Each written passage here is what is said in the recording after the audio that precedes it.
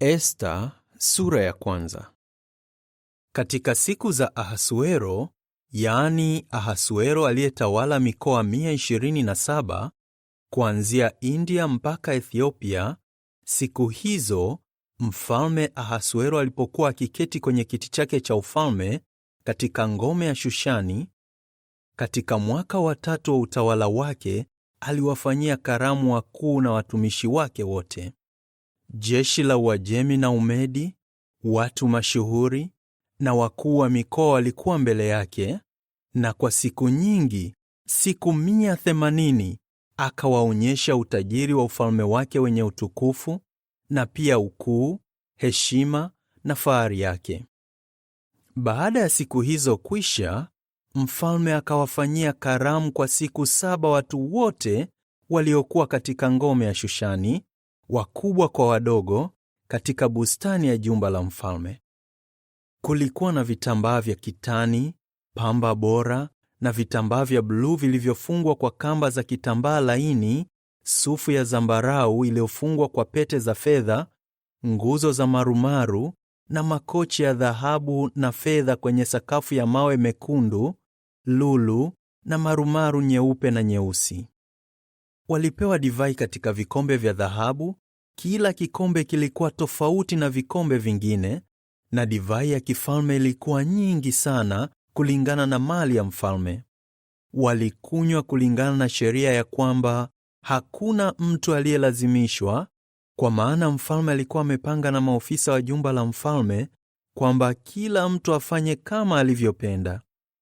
Pia Malkia Vashti akawafanyia wanawake karamu katika nyumba ya kifalme ya mfalme Ahasuero. Siku ya 7, moyo wa mfalme ulipokuwa umechangamka kwa sababu ya divai, akawaambia Mehumani, Bigtha, Harbona, Bigtha, Abagtha, Zethari na Karkasi, maofisa 7 wa makao ya mfalme waliokuwa wahudumu wake binafsi, wamlete Malkia Vashti mbele ya mfalme akiwa na taji la malkia, ili awaonyeshe watu na wakuu urembo wake, kwa maana alikuwa mrembo sana.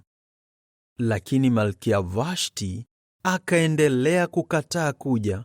Hakutii agizo la mfalme alilopewa na maofisa wa makao ya mfalme. Basi mfalme akakasirika sana na ghadhabu yake ikawaka. Kisha mfalme akazungumza na wanaume wenye hekima waliokuwa na ujuzi kuhusu desturi, kwa maana hivyo ndivyo habari za mfalme zilivyoletwa kwa wale wote walioifahamu sheria na kesi za kisheria. Na watu waliokuwa karibu zaidi na mfalme walikuwa Karshena, Shethari, Admatha, Tarshishi, Meresi, Marsena na Memukani, wakuu 7 wa Uajemi na Umedi walioingia kwa mfalme na waliokuwa na vyeo vya juu zaidi katika ufalme. Mfalme akauliza, kulingana na sheria, Malkia Vashti anapaswa kutendewaje kwa sababu hajatii agizo la mfalme Ahasuero aliloambiwa na maofisa wa makao ya mfalme? Ndipo Memukani akajibu hivi mbele ya mfalme na wakuu, Malkia Vashti hajamkosea mfalme peke yake, bali pia amewakosea wakuu wote na watu wote walio katika mikoa yote ya mfalme Ahasuero. Kwa maana jambo alilofanya malkia litajulikana kwa wanawake wote walioolewa, nao watawadharau waume zao wakisema, Mfalme Ahasuero aliamuru Malkia Vashti aletwe mbele yake, lakini akakataa kuja. Leo hii mabinti wa wakuu wa Uajemi na Umedi wanaojua jambo alilofanya malkia watawaambia wakuu wote wa mfalme, na hilo litasababisha dharau na hasira nyingi. Basi mfalme akipenda na atoe amri ya kifalme itakayoandikwa katika sheria za Uajemi na Umedi zisizoweza kubadilishwa, kwamba Vashti asije tena kamwe mbele ya mfalme Ahasuero, na mfalme ampe cheo chake cha umalkia mwanamke aliye bora kuliko yeye. Na amri hiyo itakaposikiwa katika milki yake yote kubwa, wanawake wote watawaheshimu waume zao, kuanzia mkubwa mpaka mdogo zaidi. Pendekezo hilo likamfurahisha mfalme na wakuu, naye mfalme akafanya kama alivyosema Memukani. Basi akatuma barua kwa mikoa yote ya ufalme, kila mkoa kwa mwandiko wake wenyewe, na kwa kila kikundi cha watu katika lugha yao wenyewe, kwamba kila mume awe bwana mkubwa wa nyumba yake mwenyewe na azungumze lugha ya watu wake mwenyewe. Sura ya pili. Baada ya mambo hayo, hasira kali ya mfalme Ahasuero ilipopungua, akakumbuka kosa la Vashti na uamuzi uliofanywa kumhusu. Ndipo wahudumu binafsi wa mfalme wakasema, mfalme atafutiwe wasichana warembo mabikira, na mfalme ateue wajumbe katika mikoa yote ya milki yake, ili wawakusanye pamoja na kuwaleta wasichana wote warembo walio mabikira kwenye nyumba ya wanawake katika ngome ya Shushani. Watatunzwa na Hegai, towashi wa mfalme aliye mlinzi wa wanawake, nao watarembeshwa. Msichana atakayependwa zaidi na mfalme atakuwa malkia badala ya Vashti. Na pendekezo hilo likamfurahisha mfalme, naye akafanya hivyo. Kulikuwa na mwanamume fulani Myahudi aliyeishi katika ngome ya Shushani, aliyeitwa Mordekai, mwana wa Yahiri, mwana wa Shimei, mwana wa Kishi, Mbenjamini, aliyekuwa miongoni mwa watu waliopelekwa uhamishoni kutoka Yerusalemu pamoja na mfalme Yekonia wa Yuda, ambaye mfalme Nebukadneza wa Babiloni alimpeleka uhamishoni. Alikuwa mlezi wa Hadasa, yaani Esta, binti ya ndugu ya baba yake, kwa maana Esta hakuwa na baba wala mama. Msichana huyo alikuwa mrembo na mwenye umbo zuri, na baba na mama yake walipokufa, Mordekai alimchukua na kumlea kama binti yake. Amri na sheria ya mfalme ilipotangazwa na wasichana wengi kukusanywa kwenye ngome ya Shushani chini ya utunzaji wa Hegai, Esta pia alipelekwa kwenye nyumba ya mfalme chini ya utunzaji wa Hegai, mlinzi wa wanawake. Basi msichana huyo alimpendeza Hegai na kupata upendeleo wake. Basi Hegai akapanga mara moja arembeshwe na kupewa chakula cha pekee. Pia akampa wasichana 7 waliochaguliwa kutoka kwa nyumba ya mfalme. Vilevile akamhamisha Esta na wale wasichana na kuwapeleka mahali bora zaidi katika nyumba hiyo ya wanawake. Esta hakusema lolote kuhusu watu wake wala watu wake wa ukoo, kwa maana Mordekai alikuwa amemwagiza asimwambie yeyote. Siku baada ya siku, Mordekai alikuwa akipita mbele ya ua wa nyumba ya wanawake ili ajue hali ya Esta na mambo yaliyokuwa yakimpata. Kila msichana alikuwa na zamu ya kwenda mbele ya mfalme Ahasuero baada ya kurembeshwa kwa kipindi cha miezi 12 walichopangiwa wanawake, kwa maana huo ndio uliokuwa utaratibu wa kurembeshwa: miezi 6 kwa mafuta ya manemane na miezi 6 kwa mafuta ya zeri na mafuta mbalimbali ya urembo. Kisha msichana angekuwa tayari kwenda mbele ya mfalme, naye alipewa chochote alichoomba alipoondoka katika nyumba ya wanawake kwenda kwenye nyumba ya mfalme. Msichana angeingia kwa mfalme jioni, na asubuhi angerudi kwenye nyumba ya pili ya wanawake iliyosimamiwa na Shaashgazi, towashi wa mfalme, mlinzi wa masuria.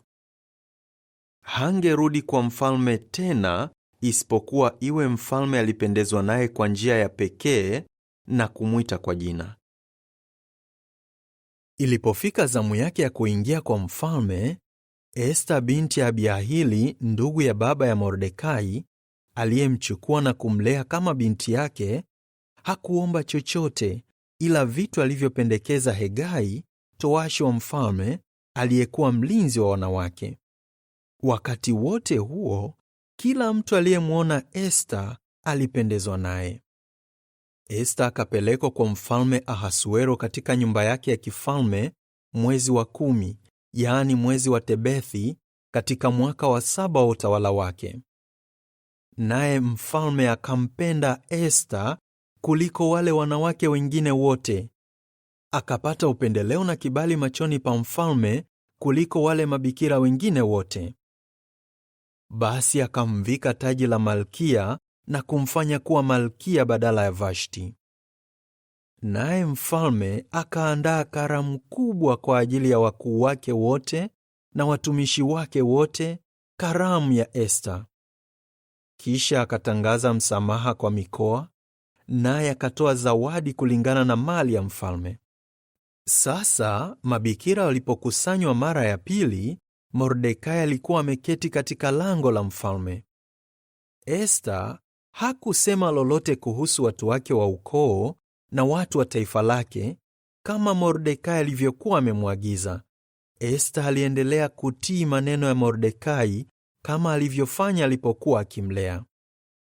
Siku hizo Mordekai alipokuwa akiketi katika lango la mfalme, Bigthani na Tereshi, maofisa wawili wa makao ya mfalme, walinzi wa milango, walikasirika na kupanga njama ya kumuua mfalme Ahasuero.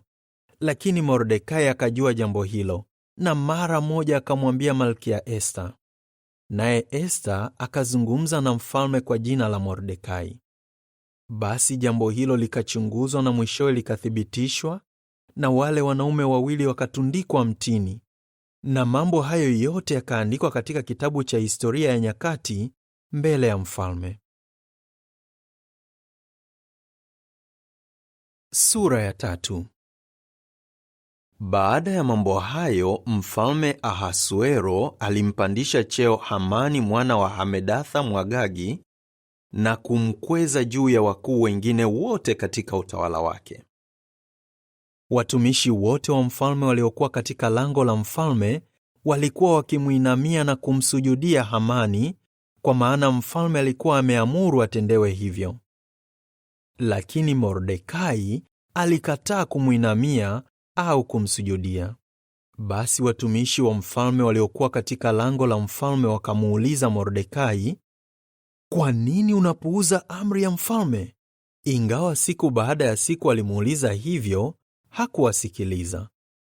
Kisha wakamjulisha Hamani ili kuona kama tabia ya Mordekai ingevumiliwa, kwa maana Mordekai alikuwa amewaambia kwamba yeye ni Myahudi. Sasa Hamani alipoona kwamba Mordekai amekataa kumwinamia na kumsujudia, alikasirika sana. Lakini alichukizwa na wazo la kumuua Mordekai peke yake, kwa maana alikuwa ameambiwa kuhusu watu wa Mordekai. Hivyo Hamani akaanza kutafuta njia ya kuwaangamiza Wayahudi wote katika milki yote ya Ahasuero, watu wote wa Mordekai. Katika mwezi wa kwanza, yaani mwezi wa Nisani, mwaka wa 12 wa utawala wa mfalme Ahasuero, wakapiga puri, yaani kura, mbele ya Hamani ili kuamua siku na mwezi, nayo ikaangukia mwezi wa 12, yaani Adari. Kisha Hamani akamwambia mfalme Ahasuero, "Kuna watu fulani waliotawanyika na kusambaa kati ya watu katika mikoa yote ya milki yako, ambao sheria zao ni tofauti na za watu wengine wote. Nao hawatii sheria za mfalme, na wakiachwa watamletea mfalme hasara. Mfalme akipenda, amri ya kuwaangamiza Wayahudi na iandikwe. Nitawapa maofisa talanta 10,000 za fedha ili waziweke katika hazina ya mfalme." Ndipo mfalme akavua pete yake ya muhuri kutoka mkononi mwake, akampa Hamani mwana wa Hamedatha Mwagagi, aliyekuwa adui wa Wayahudi. Mfalme akamwambia Hamani, "Umepewa fedha na pia watu hao ili watendee upendavyo." Kisha waandishi wa mfalme wakaitwa siku ya 13 ya mwezi wa kwanza, wakaandika maagizo yote ya Hamani kwa maliwali wa mfalme, magavana wa mikoa na wakuu wa vikundi mbalimbali vya watu, kila mkoa kwa mwandiko wake wenyewe na kila kikundi cha watu kwa lugha yao wenyewe. Maagizo hayo yaliandikwa katika jina la mfalme Ahasuero na kutiwa muhuri kwa pete ya mfalme. Wajumbe wakapeleka kwenye mikoa yote ya mfalme barua zilizokuwa na agizo la kuangamiza, kuua na kuwafutilia mbali Wayahudi wote, vijana kwa wazee, wanawake kwa watoto, katika siku moja, siku ya 13 ya mwezi wa 12, yaani mwezi wa Adari, na kuchukua mali zao. Nakala ya agizo hilo ilipaswa kutolewa iwe sheria katika kila mkoa, na watu wote watangaziwe ili wajitayarishe kwa ajili ya siku hiyo. Wajumbe wakaondoka haraka kulingana na agizo la mfalme. Sheria hiyo ilitolewa katika ngome ya Shushani.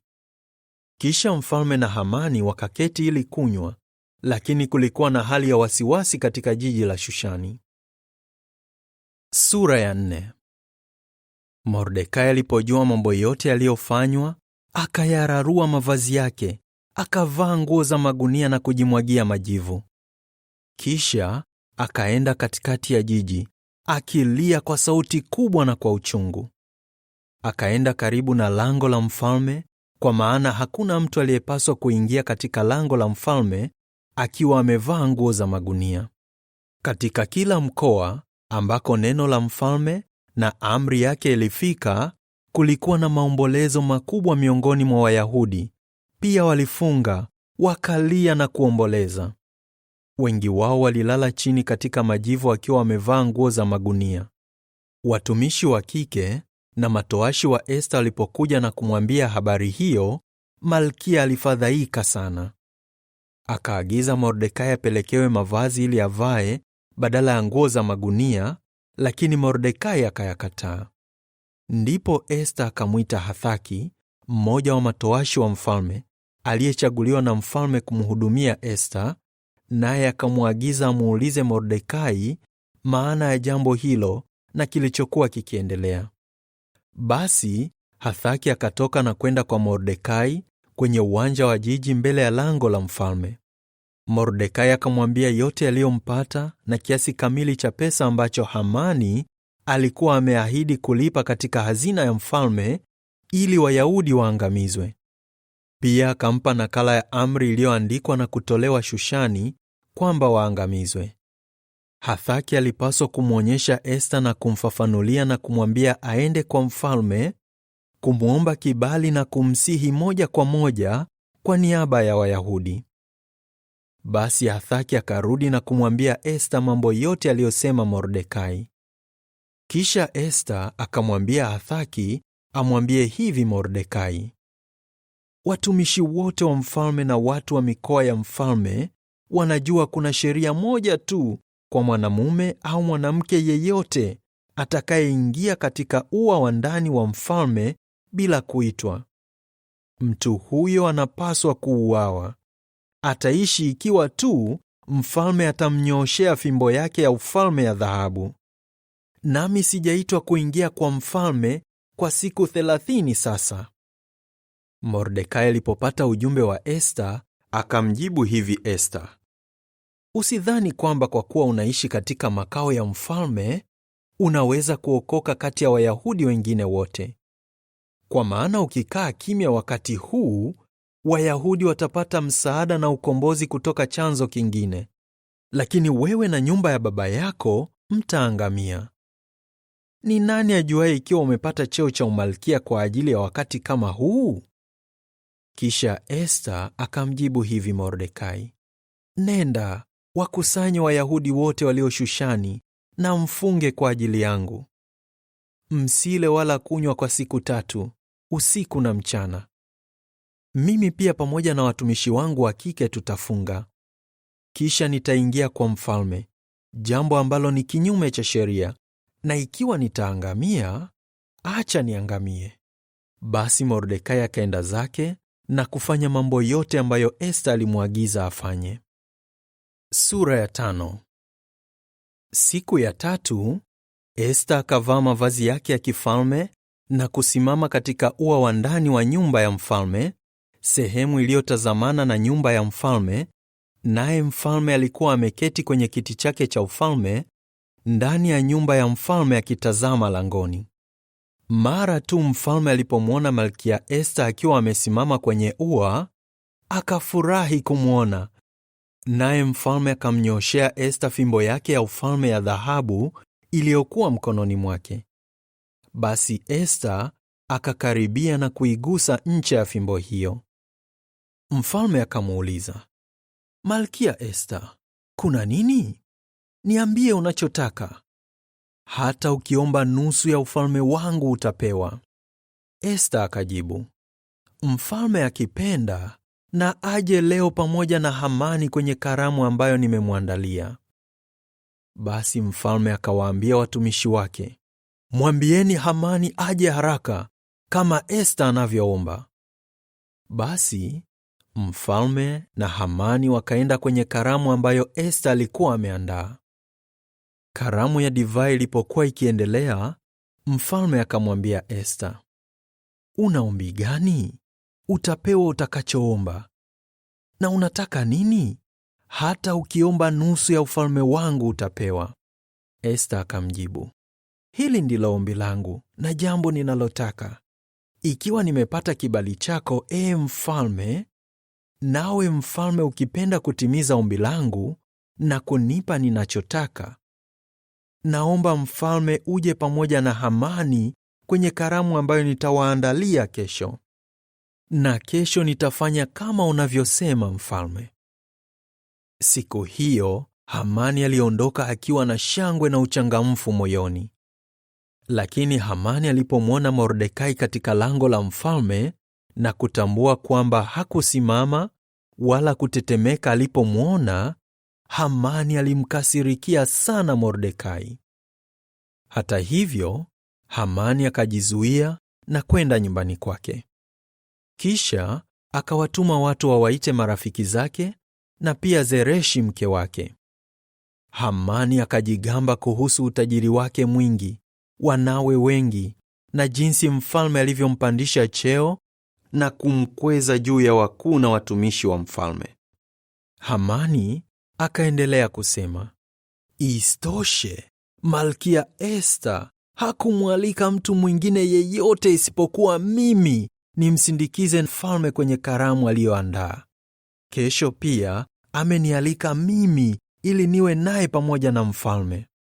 Lakini mambo hayo yote hayaniridhishi ninapoendelea kumwona Mordekai Myahudi akiwa ameketi kwenye lango la mfalme. Ndipo Zereshi mke wake na marafiki zake wote wakamwambia, agiza mti wenye kimo cha mikono 50 usimamishwe. Kisha asubuhi umwambie mfalme kwamba Mordekai anapaswa kutundikwa juu yake. Halafu uende na mfalme kujifurahisha kwenye karamu. Pendekezo hilo likampendeza Hamani. Kwa hiyo akaagiza mti huo usimamishwe. Sura ya 6. Usiku huo mfalme hakupata usingizi. Hivyo akaagiza kitabu cha historia ya nyakati kiletwe, nacho kikasomwa mbele yake. Wakapata kwamba kilikuwa kimeandikwa habari ambazo Mordekai alitoa kuhusu Bigthana na Tereshi, wale maofisa wawili wa makao ya mfalme, walinzi wa milango, waliopanga njama ya kumuua mfalme Ahasuero. Mfalme akauliza, Mordekai amepewa heshima na shukrani gani kwa tendo hilo? Ndipo watumishi binafsi wa mfalme wakasema, hajafanyiwa jambo lolote. Baadaye mfalme akauliza, ni nani aliye katika ua? Basi Hamani alikuwa amekuja katika ua wa nje wa nyumba ya mfalme ili azungumze na mfalme kuhusu kumtundika Mordekai juu ya mti aliokuwa ameutengeneza kwa ajili yake. Watumishi wa mfalme wakamjibu, ni Hamani aliyesimama kwenye ua. Mfalme akasema, mwambieni aingie. Hamani alipoingia, mfalme akamwambia, afanyiwe nini mtu ambaye mfalme angependa kumheshimu? Hamani akajiambia moyoni, mfalme angependa kumheshimu nani isipokuwa mimi? Basi Hamani akamwambia mfalme, mtu ambaye mfalme angependa kumheshimu na aletewe mavazi ya kifalme ambayo mfalme huvaa, na farasi ambaye humbeba mfalme, farasi mwenye taji la kifalme kichwani. Kisha mmoja wa wakuu wa cheo cha juu wa mfalme apewe hayo mavazi na yule farasi nao wanapaswa kumvisha mtu ambaye mfalme angependa kumheshimu, na wamtembeze katika uwanja wa jiji akiwa juu ya farasi. Kisha wanapaswa kutangaza kwa sauti mbele yake, hivi ndivyo anavyofanyiwa mtu ambaye mfalme angependa kumheshimu. Mara moja mfalme akamwambia Hamani, fanya haraka, chukua mavazi na farasi, nawe umfanyie Mordekai kama ulivyosema, yule Myahudi anayeketi katika lango la mfalme. Usikose kumfanyia lolote kati ya mambo uliyosema. Basi Hamani akachukua mavazi hayo na farasi, akamvisha Mordekai na kumtembeza katika uwanja wa jiji akiwa juu ya farasi, na kutangaza kwa sauti mbele yake, hivi ndivyo anavyofanyiwa mtu ambaye mfalme angependa kumheshimu.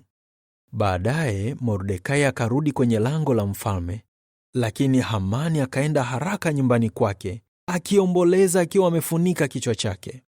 Hamani alipomsimulia Zereshi mke wake na marafiki zake wote mambo yaliyompata, watu wake wenye hekima na Zereshi mke wake wakamwambia, ikiwa Mordekai ambaye umeanza kuanguka mbele yake ni wa uzao wa Kiyahudi, hutaweza kumshinda. Kwa hakika utaanguka mbele yake. Walipokuwa wakizungumza naye, maofisa wa makao ya mfalme wakaja na kumchukua Hamani na kumpeleka haraka kwenye karamu ambayo Esta alikuwa ameandaa. Sura ya 7. Basi mfalme na Hamani wakaja kwenye karamu ya Malkia Esta. Mfalme akamuuliza tena Esta siku ya pili wakati wa karamu ya divai, Malkia Esta, una ombi gani? Utapewa unachoomba. Unataka nini? Hata ukiomba nusu ya ufalme wangu utapewa. Malkia Esta akajibu, ikiwa nimepata kibali chako, mfalme, nawe mfalme ukipenda, naomba uuokoe uhai wangu na pia uhai wa watu wangu.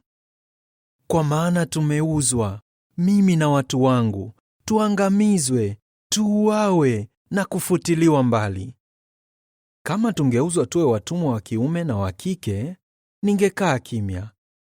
Lakini msiba huu haufai, kwa sababu utamletea mfalme hasara. Ndipo Mfalme Ahasuero akamuuliza Malkia Esta, ni nani huyo? Na yuko wapi mwanamume aliyethubutu kufanya jambo hilo? Esta akasema, mpinzani na adui ni huyu Hamani mwovu. Hamani akaogopa sana kwa sababu ya mfalme na malkia. Mfalme akasimama kwa hasira na kutoka kwenye karamu ya divai. Akaenda kwenye bustani ya jumba la mfalme. Lakini Hamani akasimama ili kumsihi Malkia Esta auokoe uhai wake, kwa maana alijua mfalme alikuwa ameazimia kumwadhibu. Mfalme aliporudi kutoka kwenye bustani ya jumba la mfalme na kuingia katika nyumba ya karamu ya divai na kumwona Hamani akiwa amejiangusha kwenye kochi mahali alipokuwa Esta, mfalme akasema, je, sasa anataka kumbaka malkia katika nyumba yangu mwenyewe? Mara tu maneno hayo yalipotoka kinywani mwa mfalme, wakaufunika uso wa Hamani. Harbona, mmoja wa maofisa wa makao ya mfalme, akasema, pia Hamani alitengeneza mti kwa ajili ya Mordekai aliyetoa habari iliyomwokoa mfalme. Mti huo wenye kimo cha mikono 50 umesimamishwa nyumbani kwa Hamani. Ndipo mfalme akasema, mtundikeni juu yake. Basi wakamtundika Hamani kwenye mti aliokuwa ameutengeneza ili kumtundika Mordekai juu yake, na hasira ya mfalme ikatulia. Sura ya 8. Siku hiyo mfalme Ahasuero akampa Malkia Esta nyumba ya Hamani aliyekuwa adui ya Wayahudi. Naye Mordekai akaja mbele ya mfalme, kwa maana Esta alikuwa amemfunulia kuhusu uhusiano wao wa kifamilia. Kisha mfalme akavua pete yake ya muhuri aliyokuwa amempokonya Hamani, akampa Mordekai. Naye Esta akamweka Mordekai kuwa msimamizi wa nyumba ya Hamani. Zaidi ya hayo, Esta akazungumza tena na mfalme. Akaanguka chini miguuni pake, akalia na kumsihi mfalme akomeshe madhara ya Hamani Mwagagi na njama aliyopanga dhidi ya Wayahudi. Mfalme akamnyooshea Esta fimbo ya ufalme ya dhahabu, naye Esta akainuka na kusimama mbele ya mfalme. Esta akasema, "Ukipenda, mfalme, na ikiwa nimepata kibali chako, na ikiwa ni jambo jema kwako mfalme, nawe umependezwa nami, acha agizo liandikwe la kufuta barua za njama ya Hamani mwana wa Hamedatha Mwagagi alizoandika ili kuwaangamiza Wayahudi katika mikoa yote ya mfalme. Kwa maana ninawezaje kuvumilia kuona msiba utakaowapata watu wangu? Na ninawezaje kuvumilia kuona watu wangu wa ukoo wakiangamizwa?" Basi mfalme Ahasuero akamwambia Malkia Esta na Mordekai Myahudi, "Tazama, nimempa Esta nyumba ya Hamani, naye Hamani ametundikwa mtini kwa sababu alipanga njama ya kuwashambulia Wayahudi. Sasa andikeni katika jina la mfalme jambo lolote mnaloona linafaa kwa niaba ya Wayahudi, nanyi mlitie muhuri kwa pete ya mfalme, kwa maana agizo lililoandikwa katika jina la mfalme na kutiwa muhuri kwa pete ya mfalme haliwezi kufutwa."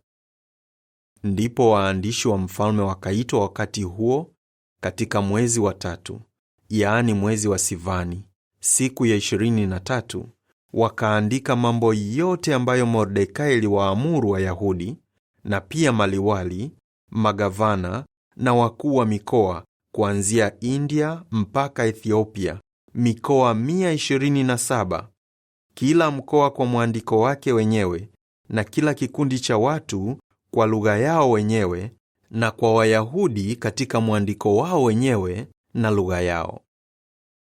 Aliandika agizo hilo katika jina la mfalme Ahasuero na kulitia muhuri kwa pete ya mfalme.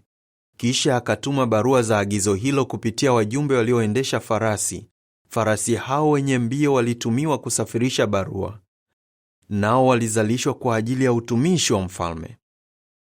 Katika barua hizo, mfalme aliwaruhusu Wayahudi katika majiji yote wakusanyike ili walinde uhai wao na kuangamiza, kuua na kuharibu jeshi lolote la taifa lolote au mkoa ambao huenda ungewashambulia wao, kutia ndani wanawake na watoto wao na kuchukua mali zao. Wangefanya hivyo siku ile ile katika mikoa yote ya mfalme Ahasuero, siku ya 13 ya mwezi wa 12, yaani mwezi wa Adari. Maandishi ya agizo hilo yalipaswa kutangazwa kuwa sheria katika mikoa yote. Watu wote walipaswa kutangaziwa agizo hilo, ili Wayahudi wajitayarishe siku hiyo kulipiza kisasi dhidi ya maadui wao. Wajumbe walioendesha farasi wa kusafirisha barua waliotumiwa katika utumishi wa mfalme wakaondoka haraka na kwa kasi kulingana na agizo la mfalme. Sheria hiyo ilitangazwa pia katika ngome ya Shushani. Naye Mordekai akatoka mbele ya mfalme akiwa amevaa mavazi ya kifalme ya rangi ya bluu na nyeupe, taji kubwa la dhahabu na joho la kitambaa bora cha sufu ya zambarau. Na jiji la Shushani likapiga kelele kwa shangwe. Wayahudi wakapata kitulizo, wakafurahi, wakashangilia na kupata heshima. Na katika mikoa yote na majiji yote, popote ambapo agizo la mfalme na sheria yake ilifika, Wayahudi walifurahi na kushangilia, wakafanya karamu na kusherehekea. Watu wengi wa mataifa yaliyokuwa nchini walikuwa wakijitangaza kuwa Wayahudi, kwa maana waliwaogopa Wayahudi. Sura ya 9. Siku ya 13 ya mwezi wa 12, yaani mwezi wa Adari, wakati ambapo agizo na sheria ya mfalme ilipaswa kutekelezwa, siku ambayo maadui wa Wayahudi walitarajia kuwashinda, mambo yaligeuka. Wayahudi wakawashinda wote waliowachukia. Wayahudi wakakusanyika pamoja katika majiji yao kwenye mikoa yote ya mfalme Ahasuero ili kuwashambulia wale waliotaka kuwadhuru, na hakuna mtu aliyeweza kuwazuia kwa sababu mataifa yote yaliwaogopa sana. Na wakuu wote wa mikoa, maliwali, magavana na watu waliofanya kazi za mfalme waliwaunga mkono Wayahudi kwa sababu walimuogopa Mordekai. Sasa Mordekai alikuwa na mamlaka katika nyumba ya mfalme, na umaarufu wake ulikuwa ukienea kote kote katika mikoa yote, kwa sababu mamlaka ya Mordekai yalizidi kuongezeka. Wayahudi waliwashambulia kwa upanga maadui wao wote, wakawaua na kuwaangamiza. Waliwatendea walivyotaka wale waliowachukia. Katika ngome ya Shushani, Wayahudi waliwaua na kuwaangamiza wanaume 500. Pia waliwaua Parishandatha, Dalfoni, Aspatha, Poratha, Adalia, Aridatha, Parmashta, Arisai, Aridai na Vaizatha, wana 10 wa Hamani mwana wa Hamedatha, adui ya Wayahudi. Lakini baada ya kuwaua hawakuwapora chochote. Siku hiyo mfalme alijulishwa idadi ya watu waliouawa katika ngome ya Shushani. Mfalme akamwambia Malkia Esta, katika ngome ya Shushani Wayahudi wamewaua watu 500 na pia wana 10 wa Hamani. Unafikiri wamewaua watu wangapi katika mikoa mingine ya mfalme? Sasa una ombi gani? Utapewa unachotaka. Unataka nini kingine? Kitatimizwa. Esta akajibu, ukipenda, mfalme, Wayahudi walio Shushani waruhusiwe kesho pia kutekeleza sheria ya leo.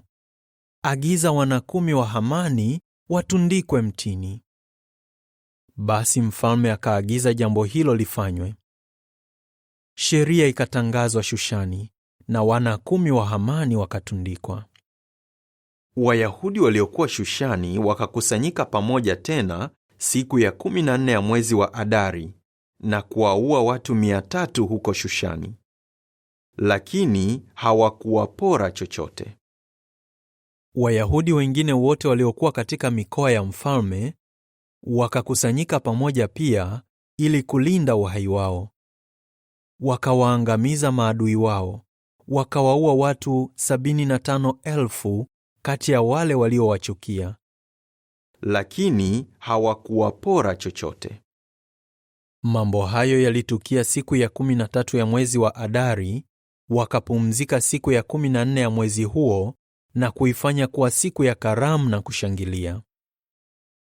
Wayahudi waliokuwa Shushani wakakusanyika pamoja siku ya 13 na ya 14, wakapumzika siku ya 15 na kuifanya kuwa siku ya karamu na kushangilia. Ndio sababu Wayahudi wa mashambani walioishi katika majiji ya wilaya zilizo mbali waliifanya siku ya 14 ya mwezi wa Adari iwe siku ya karamu na kushangilia, siku ya kusherehekea na siku ya kupeana mafungu ya vyakula.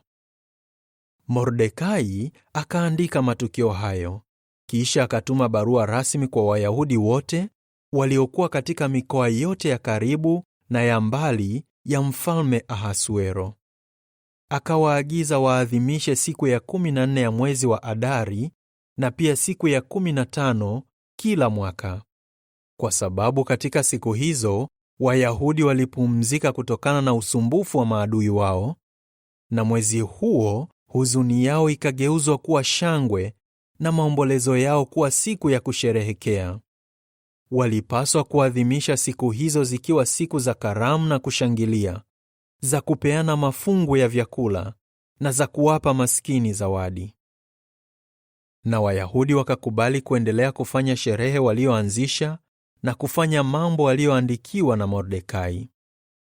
kwa maana Hamani mwana wa Hamedatha Mwagagi, adui ya Wayahudi wote, alikuwa amepanga njama ya kuwaangamiza Wayahudi, na alikuwa amepiga puri, yaani kura, ili kuwatisha na kuwaangamiza. Lakini Esta alipokuja mbele ya mfalme, mfalme alitoa agizo lililoandikwa hivi: njama yake mbaya dhidi ya Wayahudi na irudi juu ya kichwa chake mwenyewe. Nao wakamtundika yeye pamoja na wanawe mtini. Ndiyo sababu waliziita siku hizo Purimu, kutokana na jina la ile puri. Kwa hiyo, kwa sababu ya mambo yote yaliyoandikwa katika barua hiyo na yale walioona kuhusiana na tukio hilo na mambo yaliyowapata, Wayahudi pamoja na wazao wao na wote waliojiunga nao wakajitwika wajibu wa kusherehekea siku hizo mbili bila kukosa na kutekeleza mambo yote yaliyoandikwa kuhusu siku hizo wakati uliowekwa kila mwaka. Siku hizo zilipaswa kukumbukwa na kuadhimishwa na kila kizazi, katika kila familia, kila mkoa na kila jiji. Na Wayahudi hawakupaswa kuacha kuzikumbuka siku hizo za Purimu, wala wazao wao kuacha kuziadhimisha. Kisha Malkia Esta, binti ya Abihaili, na Mordekai Myahudi wakaandika kwa mamlaka kamili ili kuthibitisha barua ya pili kuhusu Purimu.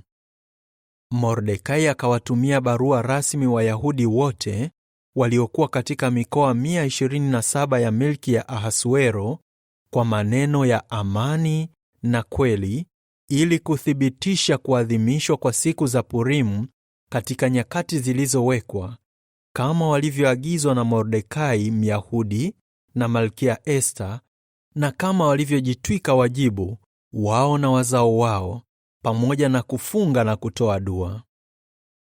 Na amri ya Esta ilithibitisha mambo hayo kuhusu Purimu, nayo ikaandikwa katika kitabu. Sura ya 10.